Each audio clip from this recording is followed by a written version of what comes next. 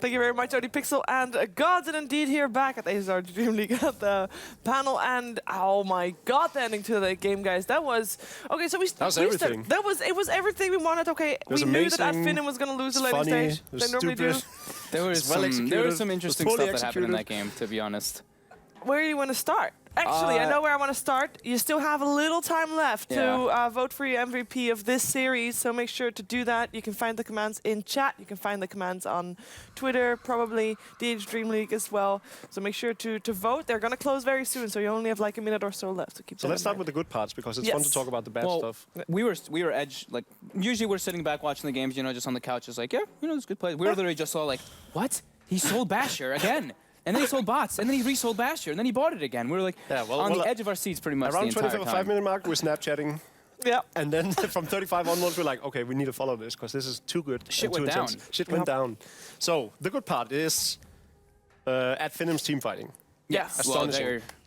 Skylark's coordination with the rest of the team, obviously the Darkseer leading the charge and doing so successfully 9 out of 10 times, I think. There was one wall that was questionable, then he refreshed, followed up, made an X, and said, all right, you guys are done.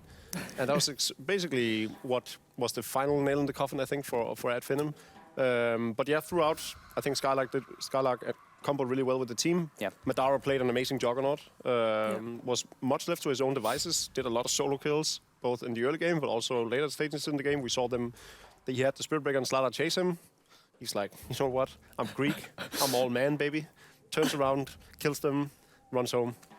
Yeah, we even, like, as soon as like the fail push kind of happened in the bottom lane and they chased out, we were like, this is going to be really hard for Finem to come back. That was like 15 to 20 minutes into the game. Yeah, because, you know, you're playing versus an Alchemist, or you're playing versus an Anti-Mage and an Invoker with an Alchemist, and the Anti-Mage and the Invoker had higher net worth than the Alchemist at that point. That's never really what you want to happen, but a little bit of overcommitment and overzealousness from Vega. They ended up like jumping into like a 3-man vacuum Ice Path combo, which started getting Ed Finem's roll going, and then just the item usage, the spell usage, as Jacob was mentioning by Ed Finem, was perfect. Like the Hex combos, the Abyssals, like they just itemized it very well. 4 stabs, like all over the place. It was just really well played by the Iceberg's spell usage was, well, not his spell usage, but his item usage was amazing. Spell usage was, you know, probably on an Invoker scale, rated at 8 out of 10. It was pretty good. He did a few combo errors from time to time that was pretty substantial, especially once he hit 22 and had the Deafening Blast. I think he missed 2 of them in some crucial moments. But aside from that, he played a really good game on the Invoker. So let's jump into the bad parts, because this is where everything got super confusing and borderline stupid. FN's Anti-Mage and his gold usage. Was just curious. It was for a little bit of wasteful man. Well, Giannis is being diplomatic, but I mean, that was some real dumb stuff going down. We were all kind of saying that, like Parker kind of mentioned it too, is when you don't have that Abyssal Blade on your Anti-Mage, you struggle to just like get that jump. You want to be able to burst someone down. Of course, they had like Lotus Orbs, 4 stabs, and everything on Ad Finem, but you still want to have that. And he even was like, okay, I need a Basher at one point. He sold his items. Yeah, so he realizes it. Like he's at this point he's bought 7 core items before he knows, okay, I need to get an Abyssal. He buys up the Abyssal as the 8th item that he's getting. Yeah. Then sells it immediately. Like they win a team fight based off of that Abyssal Blade. They win 2 team fights. Then he sells it and gets a Monkey King bar. And that's where I just lost it. I was like, this was me the rest of the game. Because that was just weird. That was so weird. And he buys a Basher. And then he tries to buy it back. Sells his bots, buys the Basher. Then I think he sold the Basher again. Then he rebuys his bots. And then I think he bought the Basher again at the end, right? And then he locked the bots. And he locked the bots, yeah. You can still sell locked items, by the way, so I'm not sure. Well, it was all over the place. Sold his Butterfly at some point as well. Kept the Battle Fury throughout. You know, you can make a lot of cases for why Battle Fury is a great item at all stages of the game. They were down 4 Rexes, which, by the way, also was, you know, it's probably a team decision, but he saved his buyback, gave up 4 Rexes that I think they could have defended, because there was no Wall of Replica up from the Darkseer. But they chose to, they were like, okay, Rexes don't mean all that much in late game, so we're just gonna, you know, fight it out and save the buyback. Yeah. Then he saved the buyback, spends all his gold on the items he didn't need, and then doesn't have buyback, then goes back. Before I continue, because there was one fight that lasted 1.5 minutes, and we have a clip of that for the drawing board, so we can continue talking while this is happening, because this was the fight that had us on the edge of our seat. Yep. We're not going to pause, guys, because we obviously are slightly behind. So he misses the wall here. He misses the first wall, but still, he gets the vacuum combo, gets the Ice Path. He uses all of his items, refresh your orb, and this is where it hurts. And Sayoma was on point with these graves though. Every single time he was saving FN. Yeah. This time he used it on Mag. One. But yeah, 2 2 buybacks, 3 buybacks. 3. Don't worry, there will be 5. I can time it like that. There you go, Invoker, about to die. He actually, this is a really nice blink from the Juggernaut. He doesn't even get hit by that Deafening Blast at the second one. Yep. So that's a wasted, well, almost wasted refresher. Look, the Lotus Orb usage, the 4 stabs, everyone's using the spells pretty damn well in this game. That's another one dead. That's the 4th Another buyback. grave saving FN. He blinks out, survives at the end of this one. FN's just so very rarely able to even attack in any of these team fights. It just seems as if he's the one to go down. And, you know, that's not all on him. That's maybe to do both with the lineup and the positioning and everything, but if you're an anti-mage, you want to hit people, and he just wasn't allowed to. And look at Spartanness. Oh, yeah.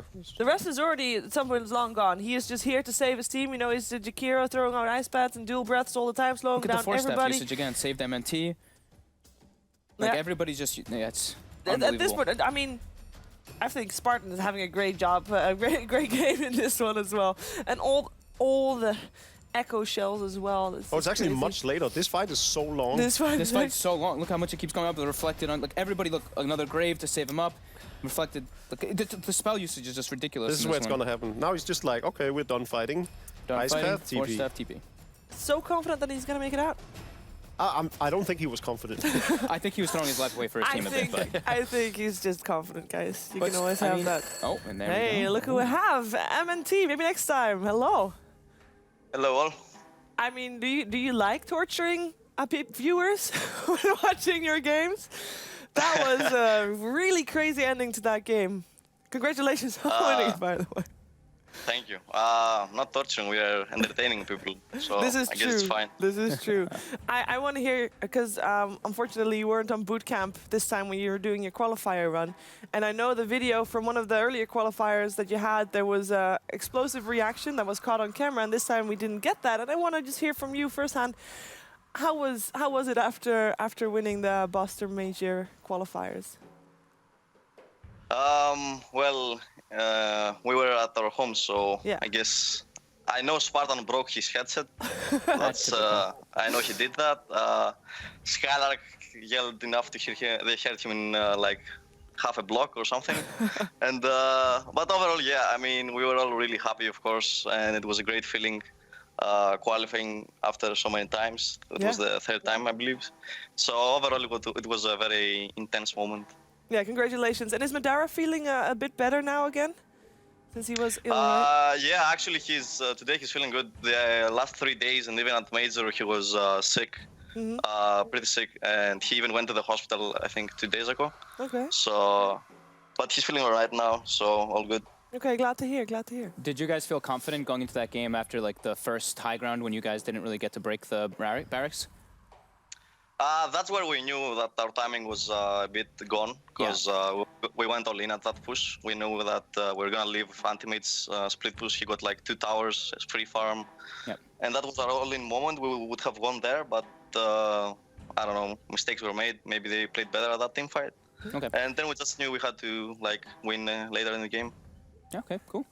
We are gonna see you play again, so we're gonna let you prepare for the next game, as that should start fairly soon again. So hopefully we'll talk to you again at the end of the series, MNT. Yeah. Okay. See you then. Bye. Thank you very much. you. Bye bye. Let's also take a look at the MVP votes that people had, as we have the results in. Skylark. I think that's a very appropriate. That is good. Definitely. Yeah. Nice. We've got good MVP votes today. This is working well. Mag the MVP of the first game for sure. Yeah. Skylark MVP of the second game. Yeah, I think this is very accurate. I think Twitch chat learned from their mistake yesterday, and they were like, okay, we disappointed Milk severely yesterday. Let's step it up. We can be smart too. And they're showing it. Yep. We are going to have, by the way, short break. We are behind schedule. We started a bit later due to the Steam issues. But we're catching up. So after a short break, we'll be back here with Finem versus Team Liquid. Stay tuned.